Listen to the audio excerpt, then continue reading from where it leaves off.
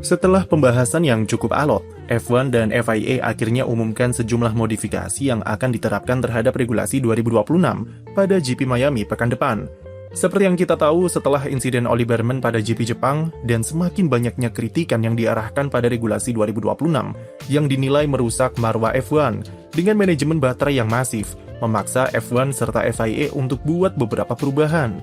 Meski impresi dari 3 balapan pembuka menunjukkan kalau regulasi baru membuat jalannya race lebih atraktif, namun orientasi F1 yang berubah menjadi adu awet-awetan baterai dan peran software yang makin besar, membuatnya dilabeli sebagai regulasi yang buruk.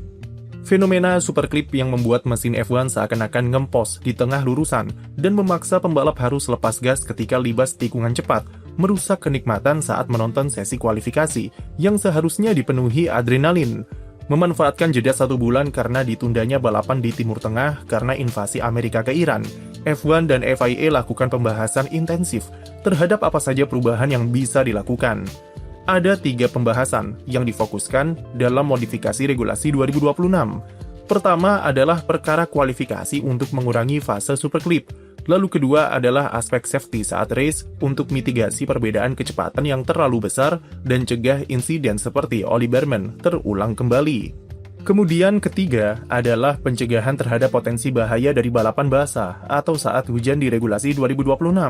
Setelah pembahasan selama 2 pekan, pertemuan final pada hari Senin kemarin akhirnya berhasil membuahkan sebuah keputusan yang akan diterapkan paling cepat pada GP Miami mendatang. Apa saja modifikasinya?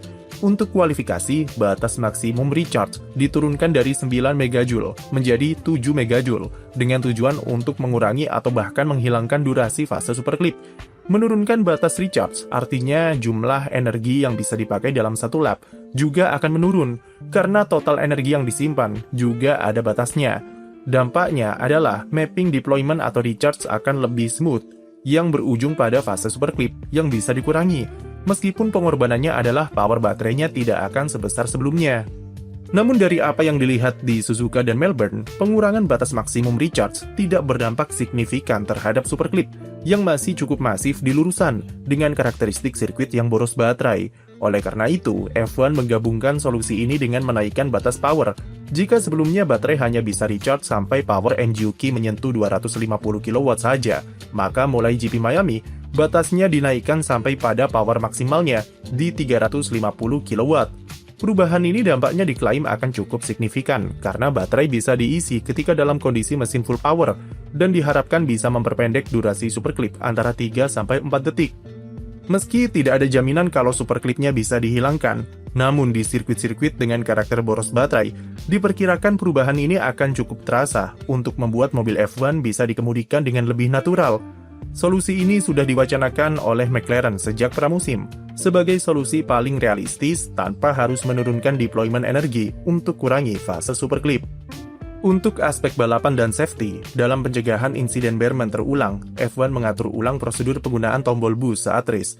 Tombol boost ini mengizinkan pembalap untuk mendapatkan full power dari NGUK sebesar 350 kW dan bisa dipakai secara bebas tergantung kebutuhan tim atau bahkan bisa otomatis lewat engine mapping.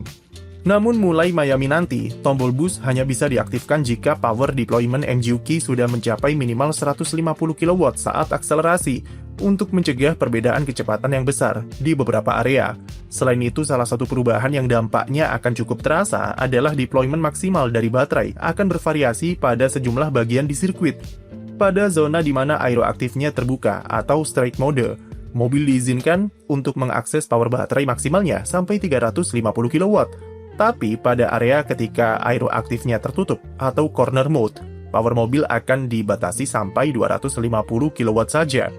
Tujuan utamanya masih sama, yaitu mencegah adanya perbedaan kecepatan yang signifikan antar pembalap ketika memakai mode baterai yang berbeda.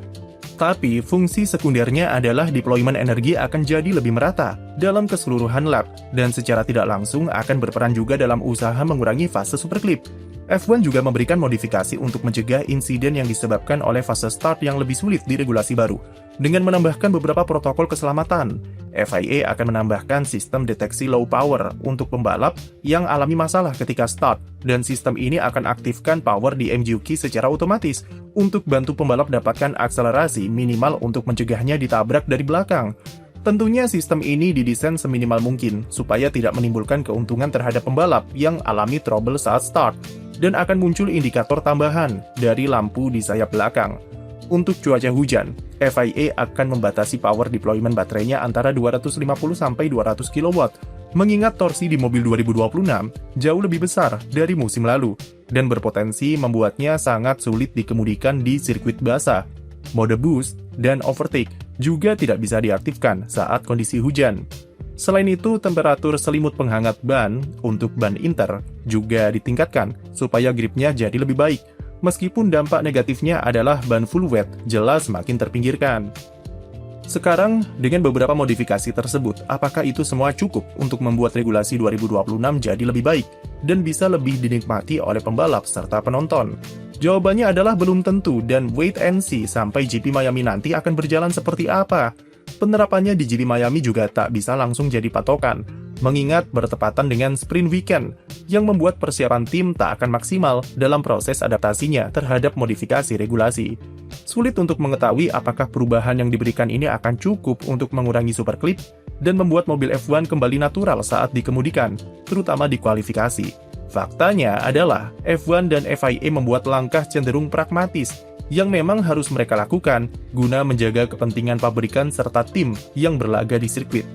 F1 sebelum ini dikabarkan mempertimbangkan untuk langsung mencoba solusi ekstrim dengan menurunkan deployment baterai antara 250-200 kW guna hilangkan superclip.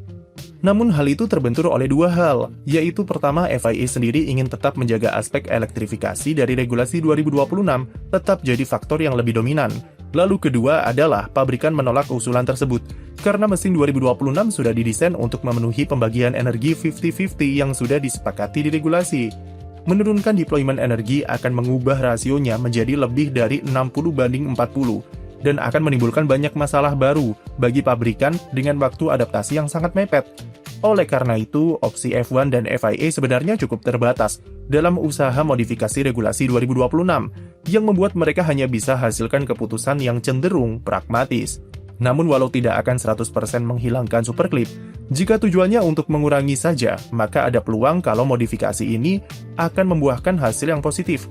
Menaikkan fase recharge ke power tertingginya pada 350 kW merupakan solusi yang cukup ideal untuk memaksimalkan pengisian baterai dalam satu lap yang bisa mengurangi kebutuhan superclip secara signifikan. Baterai bisa tetap terisi ketika kondisi mesin berada di full power, dan pembalap minimal sudah tidak harus lagi lepas gas atau mesinnya tiba-tiba ngempos di tengah lurusan.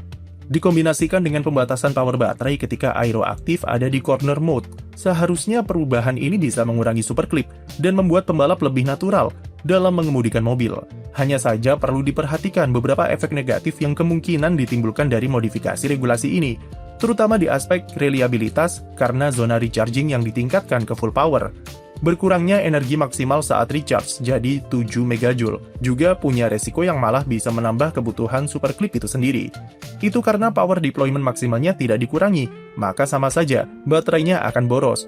Dan jika batas recharge diturunkan, maka energi yang bisa dipakai dalam satu lap juga akan berkurang, dan superclip tetap akan dibutuhkan supaya tidak kehabisan baterai di lap berikutnya. Yang artinya kemungkinan terburuk dari modifikasi regulasi ini adalah tidak berdampak apapun terhadap superclip. Sekali lagi kami juga harus ingatkan bahwa konfigurasi mesin dengan pembagian power nyaris 50-50 ini akan tetap dipertahankan FIA sebagai komitmen mereka terhadap elektrifikasi, meskipun ada rencana perubahan lanjutan untuk 2027 nanti. Tapi peran baterai akan tetap besar, mengingat itulah tujuan utama dari regulasi ini dibuat. Tapi paling tidak, F1 dan FIA sudah ada usaha serta kesadaran jika regulasi 2026 memang perlu dirombak dengan gelombang kritikan yang cukup pedas dari barisan pembalap serta penonton. Mereka tidak akan bisa memuaskan semua pihak, karena fundamental dari regulasi 2026 memang sudah cukup merusak balap F1 itu sendiri. Sekian video dari kami, jangan lupa beri like dan subscribe untuk konten F1 lainnya.